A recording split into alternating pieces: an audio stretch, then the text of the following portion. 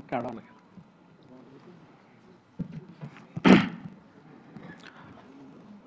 आदरणीय विचारपीठ, खरं पाहिलं तुम्ही जरा घाबरलेलो, एवढे दिग्गज लोक समोर आहेत आणि सवय नाही एवढ्या लोकांना. आदरणीय पवार साहेब स्टेजवर असताना मला संधी मिळते बोलायची.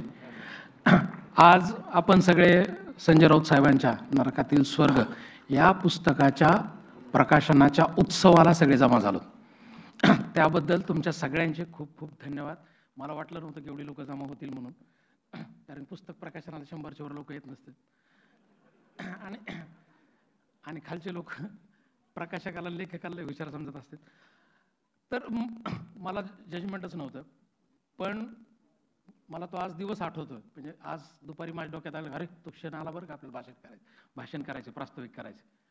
मी दिवाळीचा दिवस होता, पाडव्याचा दिवस होता आणि मी घरी जेवायला बसलो होतो. आई सगळे आम्ही जेवण करत होतो, संध्याकाळची वेळ होती आणि अचानक फोन वाजला. मी उचलला, संजय राऊत बोलतोय. मी म्हणलं हां साहेब बोला. हिम्मत आहे का खरं छापायची? म्हणलं आहे साहेब. मग असं हिम्मत तर येऊ द्या मुंबईला. आणि मग मी आईला म्हणलं, आई म्हणलं कुणाच फोन होता? म्हणलं संजय राऊत. अरे म्हणलं आपलं चांगलं चाललेलं आहे सगळं. मी म्हणलं आई पुढच्या पिढीचं चांगलं चालायसाठी करावं लागणार आहे पुस्तक.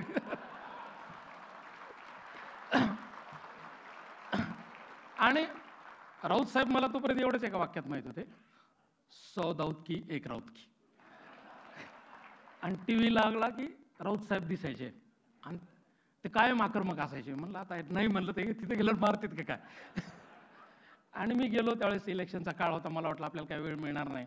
बाहेर उभा राहिलो मी आणि अचानक म्हणले तांदळे का? म्हणलं. मी आतमध्ये गेलो तर ते सगळं विसरून गेले, लगेच पुस्तकावर बोलायला लागले. मी असं पुस्तक लिहिलं, हे ईडी बिडी. ईडीची भीती वाटते का म्हणले तुला? म्हणलं सर अजून ती अवकादच नाही झाली की ईडीपर्यंत आपण जाऊ. आणि नावात शरद आहे माझ्या, त्यामुळं अशी काही भीती वाटली नाही.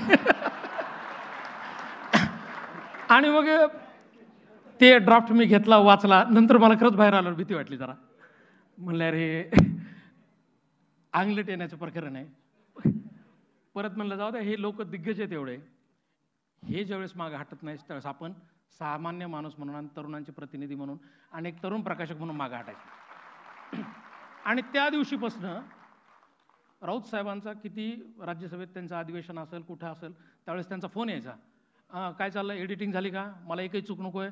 मला राऊत साहेबांचा रोखठोक, मी तर मार्मिकचा खूप मोठा फॅन आहे लहानपणापासून, पण राऊत साहेबांचे सगळे आर्टिकल्स वगैरे तर मी ऑलरेडी वाचत होतो आणि मला माहीत होतं त्यात प्रत्येक शब्दात धार किती. तर एकही शब्द बिना धारेचा असा त्यांनी एडिट करू दिला नाही किंवा आमच्यावर दबाव टाकला नाही की ही शब्द तुम्ही नीट करा, तुम्हाला कळतंय का. आणि आमच्यावर दबाव होता की इतका मोठा संपादक, म्हणजे आज भारतातले सगळ्यात मोठे संपादक म्हणता येतील, तर एवढा मोठा संपादक आपला एखादी गोष्ट सांगितली तर ऐकतोय, हा नम्रपणा मला त्यांच्यात जाणवला.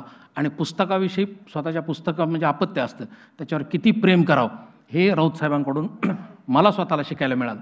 आणि 4, 5, 6 महिने आम्ही कंटिन्यू एडिटिंग, प्रूफिंग चालू होती. याच्यात ते पुस्तक तयार झालं.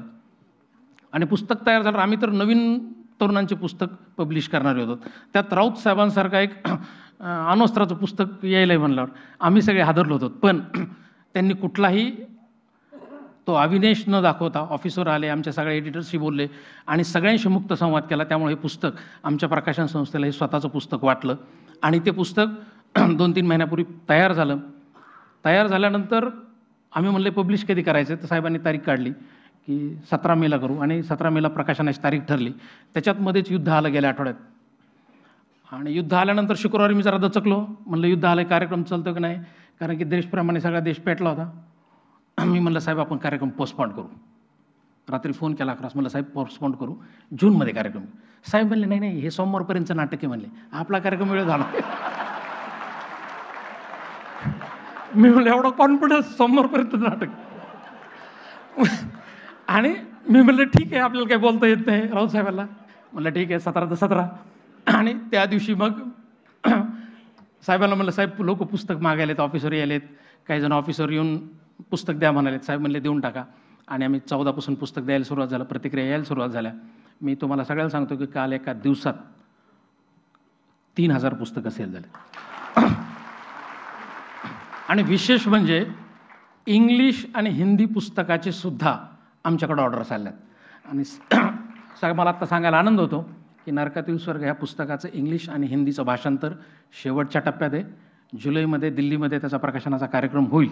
आणि मला साहेब म्हणले, साहेबांनी पुस्तकात लिहिले फार साहसी आहे तांदळे. सर साहसी वगैरे नाही आहे, पण लहानपणापासून यशवंतराव चव्हाण आणि प्रबोधनकार ठाकरे आमच्या नसानसात जिरलेले आहेत.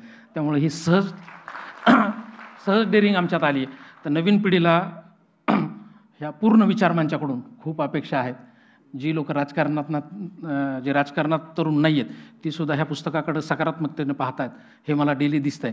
तर धन्यवाद साहेब, राऊत साहेब, की तुमची आमच्यासारख्या नवीन प्रकाशकाला संधी दिली आणि आमचे शेअर्स वाढून दिले.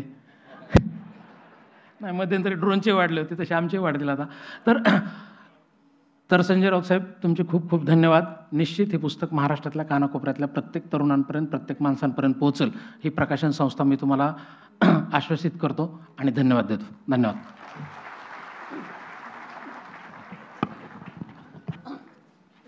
अनेक मान्यवर